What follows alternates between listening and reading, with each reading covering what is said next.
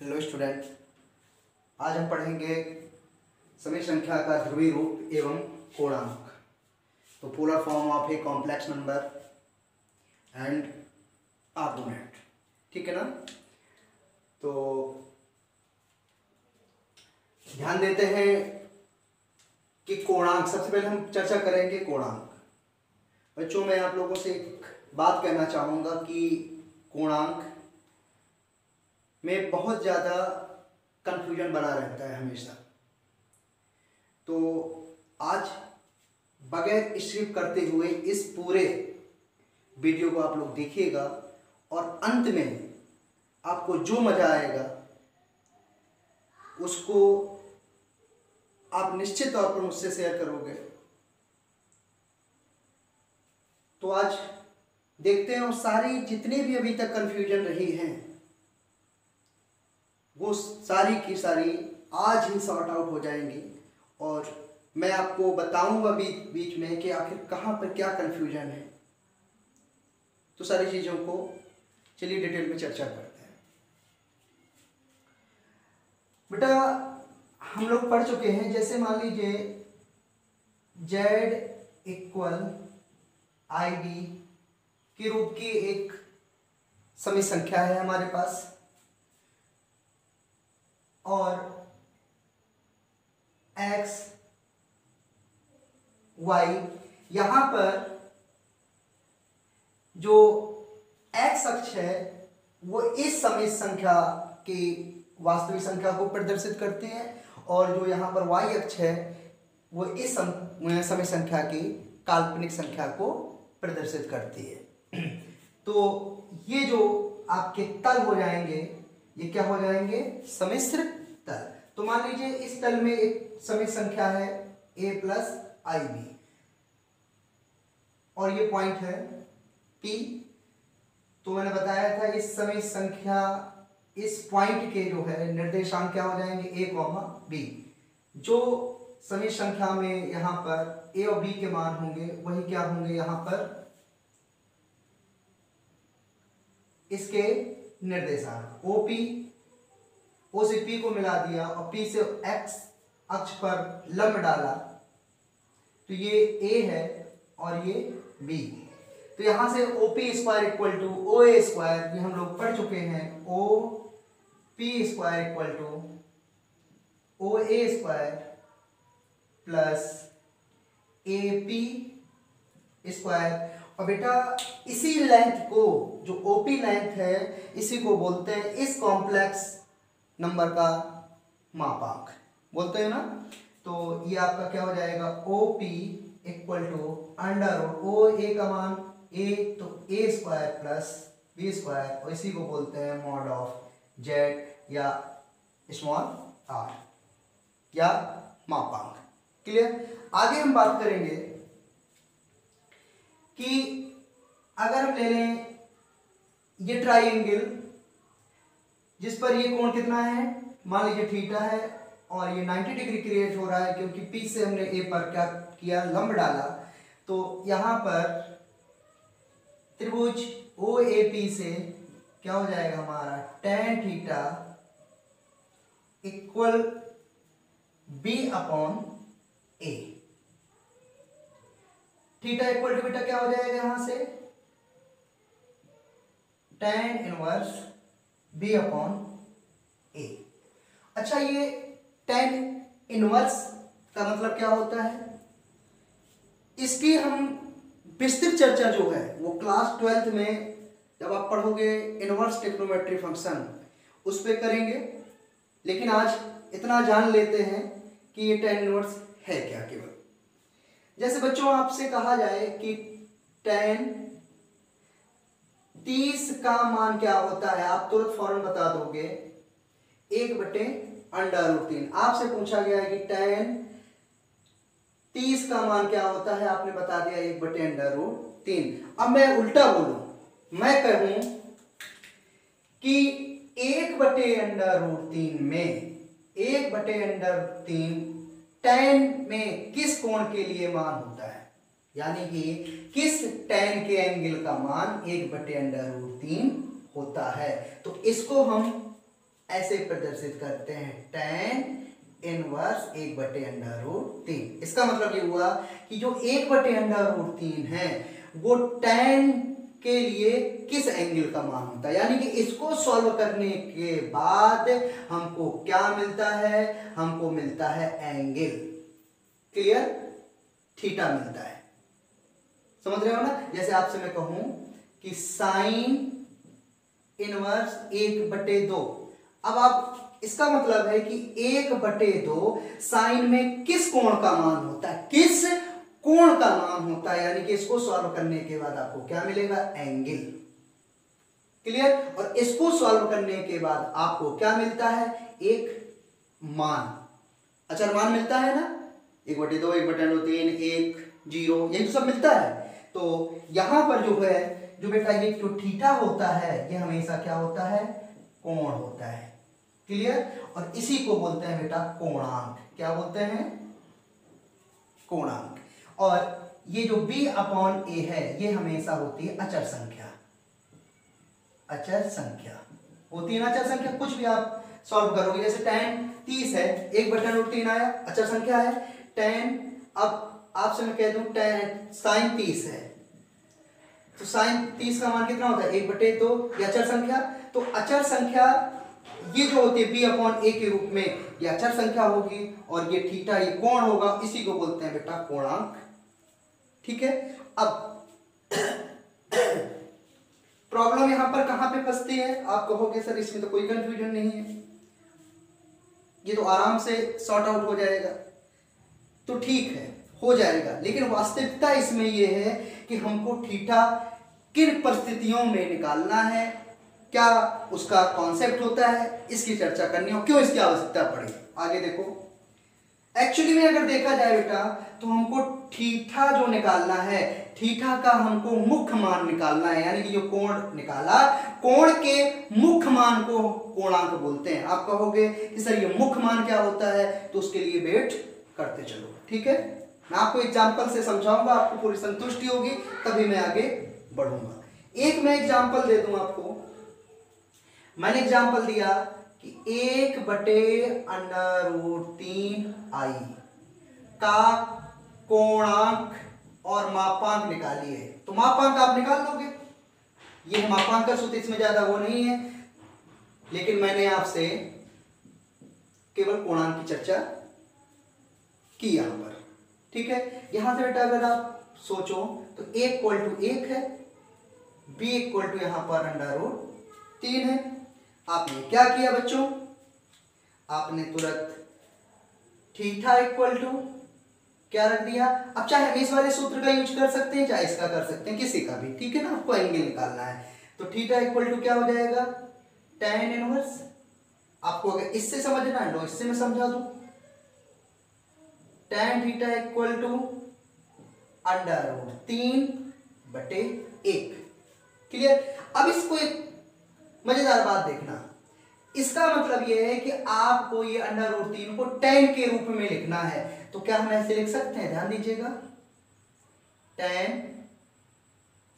60 का मान √3 होता है, और एक में लिख सकता हूं tan 240 का मान भी √3 होता है। ये तो बेटा आपको आना चाहिए, बेसिक है।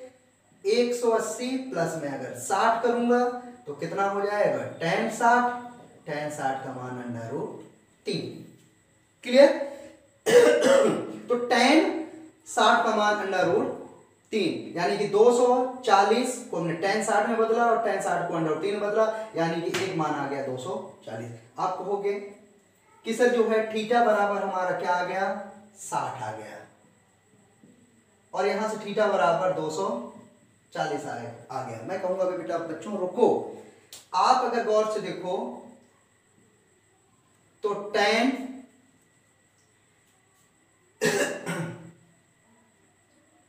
420 का मान भी √3 आएगा, चेक कर लो।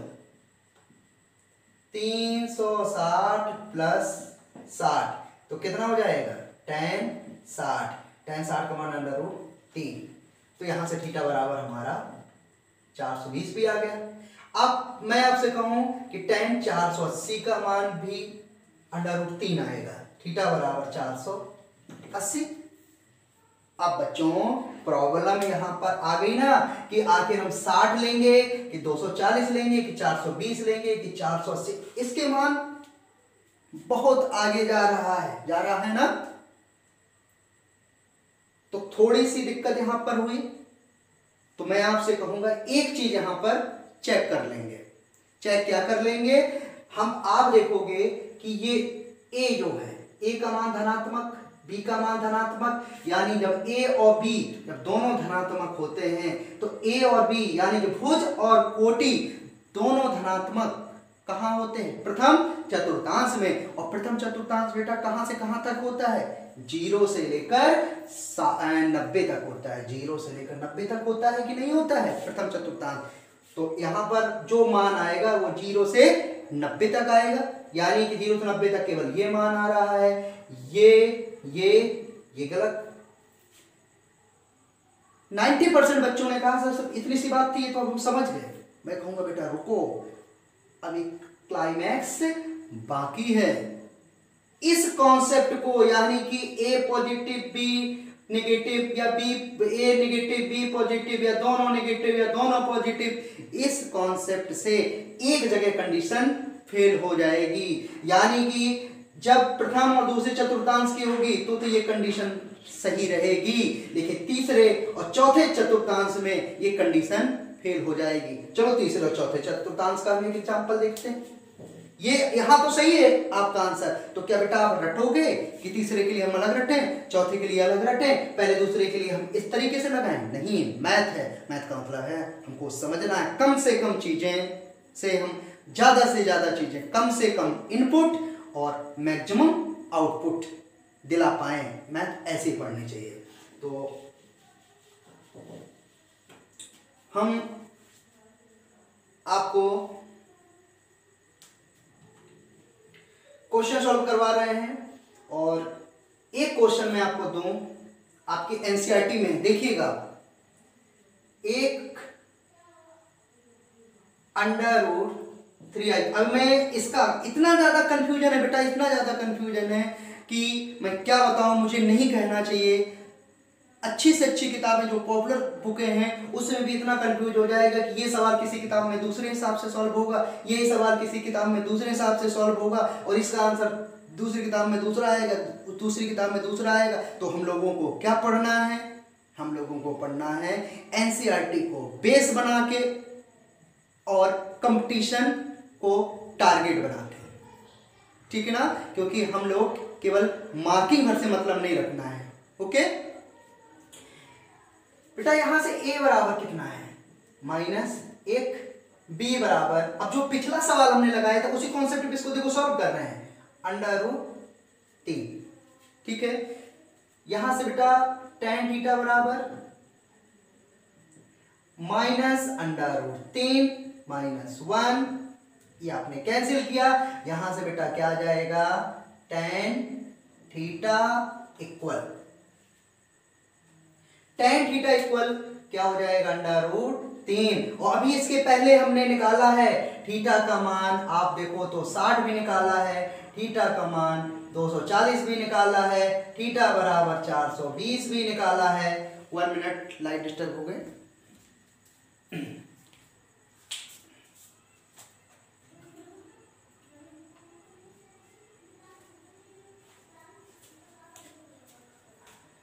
सॉरी बच्चों, थीटा बराबर 420 भी निकाला है, थीटा बराबर हमने 480 भी निकाला है।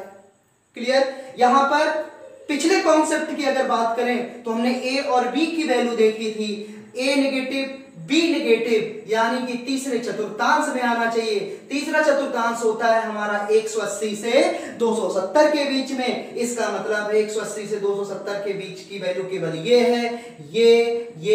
ये गलत होके ये सही होना चाहिए कि नहीं होना चाहिए? एम आई राइट और नॉट? पिछले उसके देखते हुए अगर पिछला कॉन्सेप्ट पकड़ लें मैथ क्या करवाती है, कॉन्सेप्ट ही तो करवाती है। अगर हम पिछला कॉन्सेप्ट पकड़ लें, उसी कॉन्सेप्ट में सब सवाल लगाना चाहें तो उसी कॉन्सेप्ट में हमारे सारे सवाल आना चाहिए कि नहीं आना चाहिए, लेकिन नहीं, ये यहां पर कंडीशन फेल हो गई। जब ये कंडीशन फेल हुए तो मेरे जो है कान खड़े हो गए। मैंने सोचा कि आखिर ये कैसे, जबकि सही है, अगर हम 240 को देखें तो तीसरे चतुर्थांश में आ रहे हैं, लेकिन माजरा तो कुछ बेटा कुछ और कह रहा है। माजरा क्या कह रहा है आपको अभी मैं आखिरी में इसका एक मैं प्रत्यक्ष एग्जाम्पल आपको दिखवाऊंगा। बेटा इसको सब बच्चे एनसीईआरटी जानते हो, इसको आप 5.2 में जो एक्सरसाइज है 5.2 की उसमें देखिएगा, इसका आंसर जो ओरिजिनल आंसर है वो आ रहा है। एनसीईआरटी बता रहा हूं, एनसीईआरटी में ओरिजिनल आंसर आ रहा है जो सही है, और इसका ये जो आंसर जो आना चाहिए कॉन्सेप्ट से, ये आप देखिएगा, इसका आंसर आपको ये मिलेगा। आप देखिएगा तो -2π/3 मिलेगा। आखिर ये आंसर और इस आंसर में गलत क्यों, गलत कौन सा है, तो बेटा गलत ये वाला आंसर है जो अभी मैंने दिखाया, ये आंसर आपका सही है। तो ये प्रमाण 2 मिनट का मैंने आपका बहुमूल्य समय लिया, मात्र इस वजह से लिया है कि आप कंफ्यूज नहीं होना, आपको प्योर पढ़ना है। और ये जो कोणांक है बहुत अच्छा टॉपिक है, ये 11th में कर दिया जरूर गया है, लेकिन 11th को ध्यान में रख के आपको नहीं पढ़ना है, इसको सोचना है कि हमको कंपटीशन में इसको देखने को मिलेगा, ठीक है ना। इससे मुलाकात कंपटीशन में होगी और एक एक नंबर वहां पर बहुत भारी पड़ते हैं। तो चलिए हम टॉपिक को आगे बढ़ाते हैं कि इसका माजरा क्या है। देखो बेटा, एक्चुअली में हम क्या करते हैं, कोणांक, कोणांक में हमेशा हम लोग क्या करते हैं, मुख्य मान लेते हैं। क्या लेते हैं, मुख्य मान लेते हैं। अब यहां से आपका शुरू हो रहा है टॉपिक, यहां से आपको बेटा इस तरीके से पढ़ना है और बाद में आप लगाइएगा सवाल, कभी आपके गलत नहीं होंगे। कोणांक का हम लेते हैं मुख्य मान।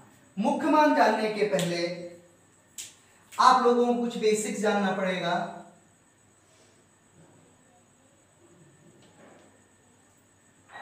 ये बेटा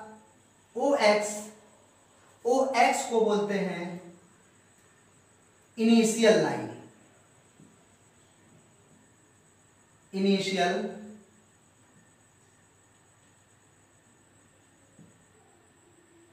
लाइन, और जिसके साथ ये OX एंगल क्रिएट करे इसको बोलते हैं फाइनल लाइन या टर्मिनेट लाइन। टर्मिनेट, और बेटा इंग्लिश मैथ में पढ़ना सीख लो, मैथ के ज्यादा से ज्यादा वर्ड की इंग्लिश आपको आनी चाहिए।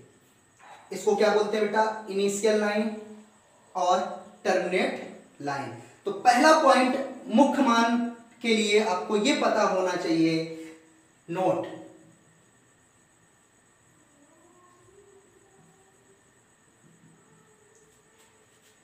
इनिशियल लाइन, इनिशियल लाइन से टर्मिनेट लाइन,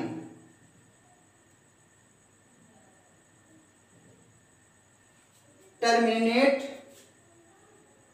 लाइन की न्यूनतम दूरी, इनिशियल लाइन से टर्मिनेट लाइन की न्यूनतम दूरी पर बना कोण, बना कोण कोणांक का मुख्य मान होता है, मुख्य मान होता है। इनिशियल लाइन से टर्मिनेट लाइन की न्यूनतम दूरी पर बना कोण कोणांक का मुख्य मान होता है। ये आपकी संजीवनी बूटी है। संजीवनी बूटी का मतलब अब मैं आपको छोटे छोटे टिप्स दे रहा हूं, ठीक है ना। अच्छा बेटा,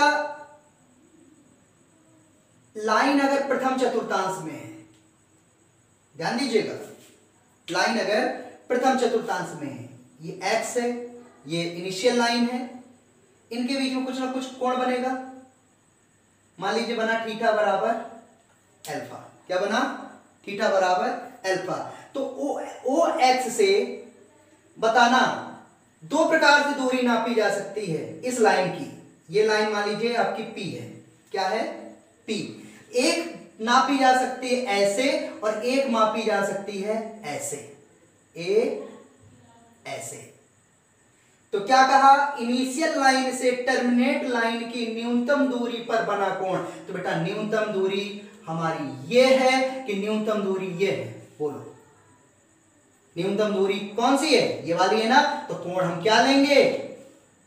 ये वाला लेंगे। यानी कि जो भी होगा, थीटा बराबर 30, थीटा बराबर 40, थीटा बराबर 45, थीटा बराबर 60, तो ये अल्फा मैंने मान लिया। थीटा बराबर हम क्या लेंगे?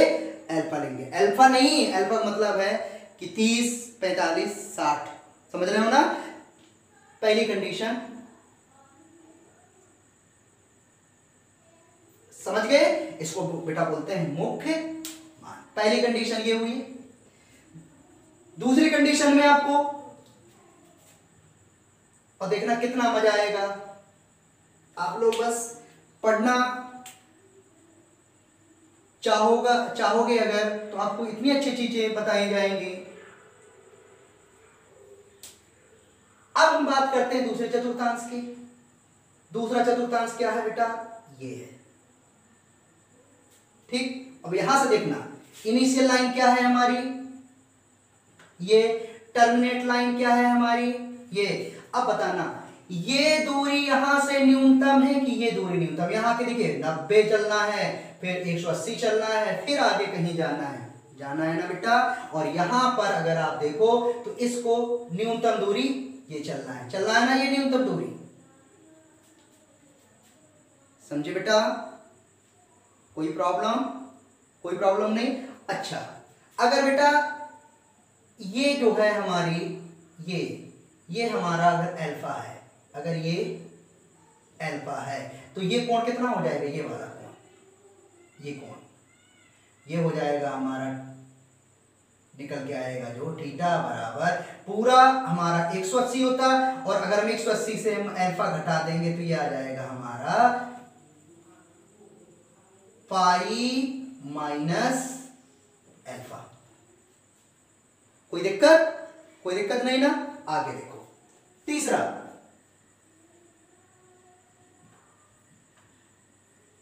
अगर ओपी जो है हमारी, अब यहां से आपकी सारी कंफ्यूजन दूर हो जाएगी। आता ना, आखिरी तक आप बस बने रहो। बहुत से बच्चे शुरू में ही स्किप करना शुरू कर देते हैं। बेटा बताना, ये डिस्टेंस न्यूनतम है कि ये डिस्टेंस न्यूनतम? ये डिस्टेंस न्यूनतम है कि ये डिस्टेंस न्यूनतम है? ये वाली डिस्टेंस न्यूनतम है ना, ये वाली।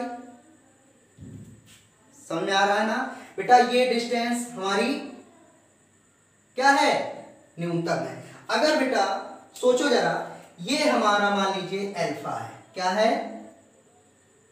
अल्फा। तो ये कितना हो जाएगा?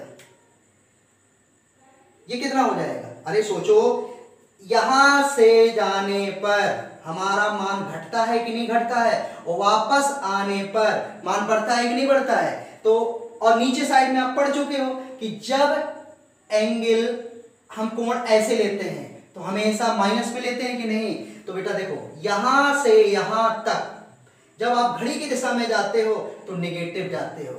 तो यानी कि यहां से अगर आप देखो तो थीटा बराबर, समझ रहे हैं एक बात को, यहां से यहां तक हमारा क्या होगा? माइनस पाई होगा कि नहीं होगा? Minus pi. और इसके बाद वो यहां से अल्फा इस साइड आया, ये लाइन इस साइड आ रही है कि नहीं आ रही है, यानी कि प्लस का क्या हो जाएगा अल्फा। ठीक है, तो हमको तीसरे चतुर्थांश के लिए पॉइंट क्या मिला, माइनस अल्फा। दूसरे के लिए क्या मिला, ये मिला। पहले के लिए हमको क्या मिला था, डायरेक्ट थीटा बराबर अल्फा। अब चौथे के लिए देखो, लाइन ये इतने में रोटेट कर सकती है, ये आपका बेटा एक्स है, ये ओ है, और यहां से देखो जो टर्मिनेट लाइन है ये लाइन ओपी। अच्छा बताना, हम यहां से ये दूरी न्यूनतम है कि हमारी डायरेक्ट यहीं से आ जाओ पीछे साइड, ये दूरी न्यूनतम है, तो ये दूरी न्यूनतम है ना, तो ये बेटा दूरी न्यूनतम और नीचे तरफ है, इस वजह से ये हमारा क्या हो जाएगा, थीटा बराबर कितना हो जाएगा बेटा, थीटा बराबर हमारा हो जाएगा माइनस अल्फा। अल्फा यहां पर ये दर्शा रहा है, क्वेश्चन में वो दे रखेगा कोण 30 जो होगा क्वेश्चन में वो यहां पर अल्फा होगा, तो जैसे 30 का बात होगी तो यहां पर 30 रख देंगे। क्लियर?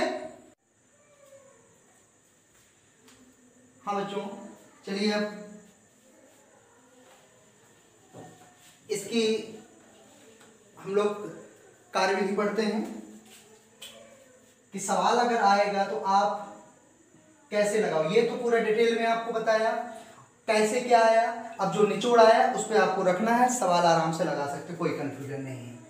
कार्य विधि, कार्य विधि में सबसे पहले आपको निकालना है अल्फा इक्वल टू tan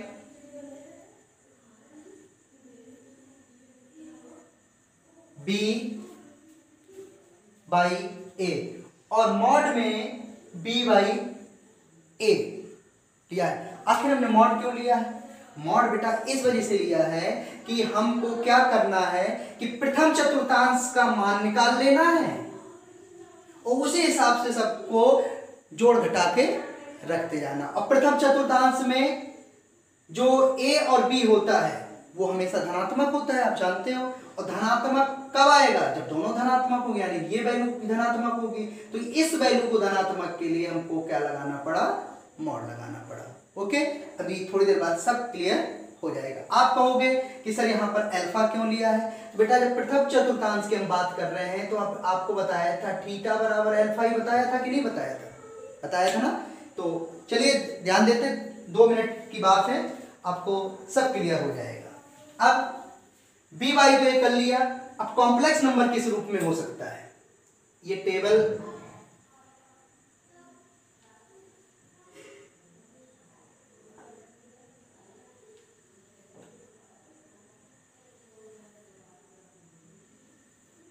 एक दो तीन चार, यहां पर हम लिख रहे हैं समिश्र संख्या,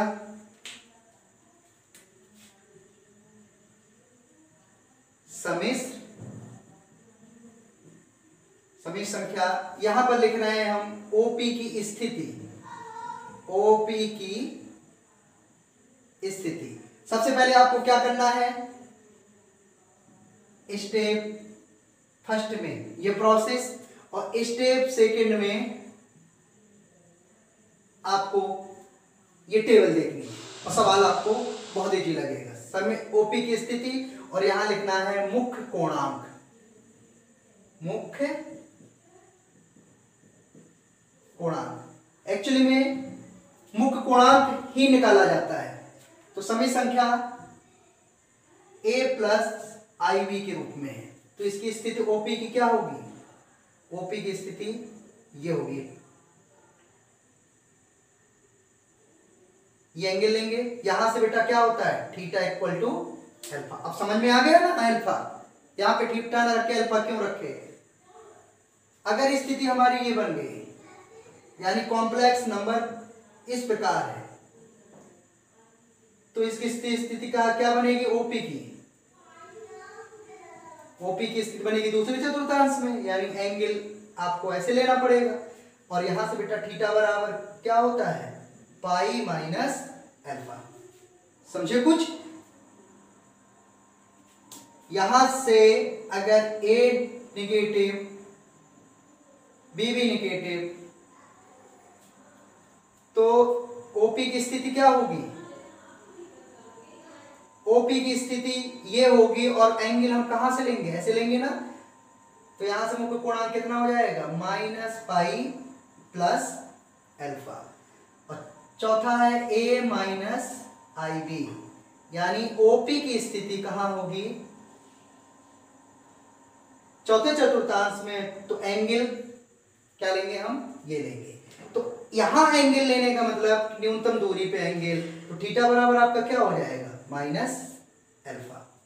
क्लियर? तो आपको पहले यहां से अल्फा की वैल्यू निकालना है, उसके बाद इसके अनुसार आपको यहां पर मुख्य कोणांक थीटा का मान निकालना है। ठीक है? ये मुख्य कोणांक थीटा किस पर डिपेंड करेगा? अल्फा पर डिपेंड करेगा। क्लियर? अब एक एग्जांपल देख लो। एग्जांपल वही वाला मैं लगा रहा हूं जो लास्ट वाला है, दोनों अच्छा लगा लो। 1 प्लस √3i का कोणांक, यानी कि मुख्य कोणांक का मान। तो बेटा यहां से a बराबर क्या है? 1, b बराबर क्या है? √3। तो यहां से अल्फा बराबर क्या आ जाएगा? अल्फा बराबर tan इनवर्स, इसी को फॉलो करना है आपको, मॉड ऑफ √3। अच्छा, मॉड का मतलब क्या होता है बेटा? मॉड का मतलब होता है जैसे मॉड के अंदर अगर कोई नेगेटिव वैल्यू रखें तो वो बाहर आके पॉजिटिव हो जाए, पॉजिटिव रहे तो भी पॉजिटिव हो जाए, नेगेटिव हो तो भी पॉजिटिव हो जाए। तो ये क्या हो जाएगा? Alpha equal to tan inverse √3। तो अल्फा का मान यहां से कितना हो जाएगा? इसको हम क्या लिख सकते हैं? इसको लिख सकते हैं tan। एक चीज ध्यान देना, इसमें आपको निकालने की जरूरत नहीं है कि 60 हो, 240 हो, 420 हो, 480। एक आप केवल पहले चतुर्थांश की एक वैल्यू निकाल लीजिए बस। इसीलिए तो इतना ये उतनी देर से पढ़ा गया है डिटेल में। ठीक है ना? तो यहां से क्या हो जाएगा? सॉरी, ये इसको लिख सकते हैं क्या? 60। तो ये आपका कितना हो जाएगा? 60। तो बेटा अल्फा बराबर π/3। हमको क्या निकालना है? मुख्य कोणांक। तो मुख्य कोणांक के लिए हमको सबसे पहले देखना है कि ये जो हमारी समी संख्या है ये किस रूप की है। तो देखो इस रूप की है ना, इस रूप में देखो मुख्य कोणांक क्या होता है? थीटा बराबर अल्फा। तो अल्फा कितना है? π/3। तो थीटा बराबर कितना आ जाएगा? π/3। ये आपका मान आ जाएगा। तो यही तो हमारा 60 आ रहा था ना, तो इसमें 240 निकालने की जरूरत है ना किसी चीज को। वैसे भी वहां 240 हमको पूरा निकालना था, उसके बाद 240 को काटना था। क्यों काटना था? चतुर्थांश बना के देखना था। यहाँ पर कुछ नहीं, आपके ये टेबल है, आपको ये मान है, इसके अनुसार पूरा आप निकाल सकते हो। आगे देखो, अब एक सवाल और देख लो जो दूसरा वाला था, क्या था? -1 √3i माइनस का। तो यहां से अल्फा बराबर क्या हो जाएगा? tan inverse mod of √3 - 1। ये कटेगा, अल्फा बराबर क्या आ जाएगा? tan inverse √3। बेटा अल्फा बराबर हम निकाल चुके, इसका मान कितना होता है? π/3। अब क्या यहां पर हम थीटा बराबर अल्फा बराबर π/3 लिख सकते हैं? नहीं, हमको जांचिए आप इस पे कैसे मिलता है ये? -a - IB के रूप में है ये। इसके लिए मुख्य कोणांक क्या होता है? मुख्य कोणांक होता है थीटा बराबर -π और प्लस π/3। तो थीटा इक्वल टू क्या आ जाएगा? -3π/, प्लस π/3 -2π/3। यही मैंने बताया था कि नहीं? तो आंसर क्या आ जाएगा? ये आ जाएगा। क्लियर? तो बच्चों हमने जाना आज मुख्य कोणांक ज्ञात करना। ठीक है ना? सारी कंफ्यूजन दूर हो गई। क्या करना है आपको, आखिर इसका मतलब क्या होता है, वो सारी चीजें हम लोग जान गए। अब कोई कंफ्यूज नहीं रहेगा। आगे देखते हैं, इसमें रखिए, तुरंत सवाल लगाइए आप। 5.2 में आप देखिएगा कि सवाल आप लगाओगे और आपको 10 सेकंड में आपको आंसर मिल जाएगा। ज़्यादा वो करने की जरूरत नहीं। अब हम पढ़ने जा रहे हैं ध्रुवीय रूप। तो ध्रुवीय रूप क्या होता है इसको भी जाने। ध्रुवीय रूप को बोलते हैं मापांक एवं डैश यहां लगा, मापांक कोणांक रूप भी बोलते हैं, या फिर इसको बोलते हैं त्रिकोणमितीय रूप भी बोलते हैं, त्रिकोणमितीय रूप। ठीक है, तो इसके लिए चलिए जानते हैं क्या होता है। वही अगर हम मान लें एक हमारी संख्या है z equal to a plus i b, क्या है अब समझ में आ जाएगा, मेन होता है कोणांक। तो ये है आपका o, ये है p, a थीटा, ये है आपका ए बी। यहां हम पढ़ चुके हैं, क्या पढ़े हैं कि mod of z equal r पढ़े हैं ना, और ये क्या पढ़े हैं हम अंडर रूट ए स्क्वायर प्लस बी स्क्वायर, ये चीज पढ़ चुके हैं। थीटा बराबर भी पढ़ चुके हैं, मुख्य मान उसके क्या होते हैं वो भी पढ़ चुके हैं। अब आप देखिए यहां से अगर आप देखो, गौर करो, ये क्या है हमारा थीटा, तो ये हमारा लंब होगा, ये आधार होगा, ये कर्ण होगा। आप यहां से ले लो कॉस थीटा, तो कॉस थीटा बराबर क्या हो जाएगा आधार बटे कर्ण, आधार बटे कर्ण, और कर्ण क्या है हमारा मॉड ऑफ जेड या आर, इसको आर भी बोलते हैं ना। तो ये क्या हो जाएगा आधार ओ ए बटे ए पी, यानी ए बटे सॉरी ए पी नहीं ओ पी, ओ पी, तो ए बटे आर हो जाएगा ना, दिखाई पड़ना बच्चों। यानी कि यहां से अगर गौर करो तो r cos theta equal to क्या आ जाएगा ए आ जाएगा, इसको क्या मान लो समीकरण ए। ठीक है, अब आप चित्र से ही देखिए, साइन थीटा निकालना चाहो, साइन थीटा, तो साइन थीटा बराबर क्या हो जाएगा लंब बटे कर्ण, यानी ए पी बटे ओपी। ये आर आर क्या होता है सब मैं बता चुका हूं डिटेल में आपको। ये हो जाएगा बेटा बी बी अपॉन आर, तिरछा गुणा करवा दो, तो r sine theta equal to b, इसको मान लो समीकरण 2। ठीक है, अब आप देखो समीकरण 1 व 2 का मान, समीकरण 1 व 2 का मान, इसको बेटा मान लो समीकरण आप 3, या इसको 1 मान सकते थे, इसको 2 इसको 3, ये तो आप नॉर्मल सी चीजें आप कर सकते हो। तो समीकरण 1 व 2 का मान समीकरण 3 में रखने पर, तो बेटा रखो तो क्या हो जाएगा z इक्वल टू ए की जगह क्या रखोगे r cos theta plus i, b की जगह क्या रखोगे आर साइन थीटा, और देखो आर कॉमन ले लो, तो कॉस थीटा प्लस आई साइन थीटा, तो इसको बोलते हैं बेटा इस समय संख्या का ध्रुवीय रूप या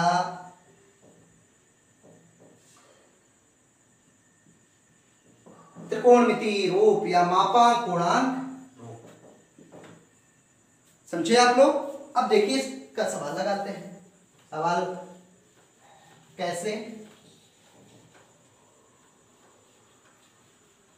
जहां पर थीटा क्या है, जहां आर, आर क्या है, मापांक, और थीटा क्या है, मुख्य कोणांक। हम इसको मुख्य कोणांक कहेंगे और आप चाहे कोणांक भी अकेले कह दो। क्लियर। अब आगे देखो, एक सवाल मैं दे रहा हूं जो हम पढ़ चुके हैं। मैं आपसे कह रहा हूं कि 1 प्लस √3i का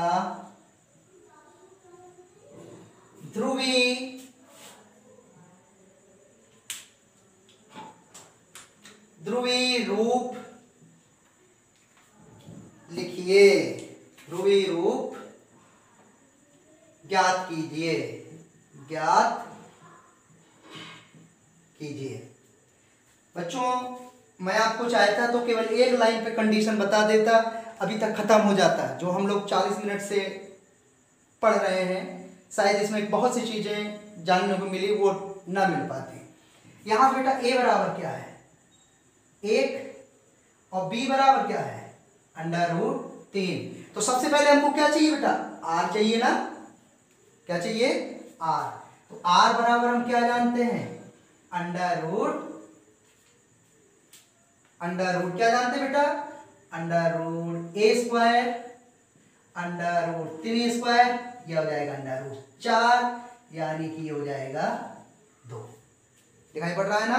तो r बराबर कितना आ गया, 2। आगे देखते जाइए, थीटा बराबर बेटा आपको निकालना है, तो थीटा बराबर tan इनवर्स मॉड ऑफ, बताया ना आपको, थीटा मतलब अल्फा, कुछ भी कर लो अल्फा, थीटा हमको फाइनल निकालना है तो अभी हम निकाल लेंगे थीटा। तो यहां से बेटा क्या हो जाएगा,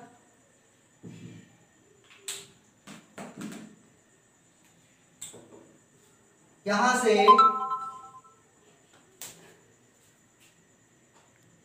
सूजा बंद हो गया, tan इनवर्स √3। तो बेटा अल्फा बराबर क्या हो जाएगा, यहां से अल्फा बराबर हो जाएगा π/3। हमको क्या निकालना है, हमको निकालना है थीटा बराबर। तो बेटा देखो, अभी आप जब चार्ट उठाकर देखोगे तो इस प्रकार के कॉम्प्लेक्स नंबर में थीटा का मान क्या होता है, मुख्य कोणांक। आप देख रहे होगे वहां पर, तो क्या हो जाएगा, थीटा बराबर अल्फा बराबर π/3। तो यहां से बेटा थीटा बराबर क्या आ जाएगा, π/3। देखो हमको किसका मान पता चल गया, हमको बेटा पता चल गया r का मान, हमको पता चल गया थीटा का मान। उठाकर जो फार्मूला है उसमें रख दो, तो ये हो जाएगा ध्रुवी रूप z बराबर क्या हो जाएगा, r की जगह रख दो 2, और अंदर cos थीटा की जगह हमको क्या रखना है, π/3 प्लस i साइन, और क्या रखना है, π/3 रखना बच्चों। यही हमारा आंसर आ गया, ये हो गया ध्रुवी रूप। अब आप उत्तर की जांच आप कर सकते हो। इसको अगर आप सॉल्व करो तो यही चीज मिल जानी चाहिए। देखना हम कर रहे हैं सॉल्व। 2 cos 60 का मान कितना होता है, 1/2। i sin 60 का मान कितना होता है, √3/2। बाहर से 2 कॉमन ले लो, 1 प्लस i √3, ये हो गया, कटेगा, देख लो मिल रहा है कि नहीं। तो जो आपका ध्रुवी रूप का आंसर आएगा उसको सॉल्व करने के बाद ये मिलना चाहिए। क्लियर आपको, तो ध्रुवी रूप भी समझ में आ गया होगा। अब हम कल से एक्सरसाइज स्टार्ट करेंगे, तो आप कमेंट के माध्यम से बताइएगा कि क्या मैं समझाने में सफल रहा हूं कि नहीं। तो तब तक के लिए बाय, गुड नाइट, शुभ रात्रि।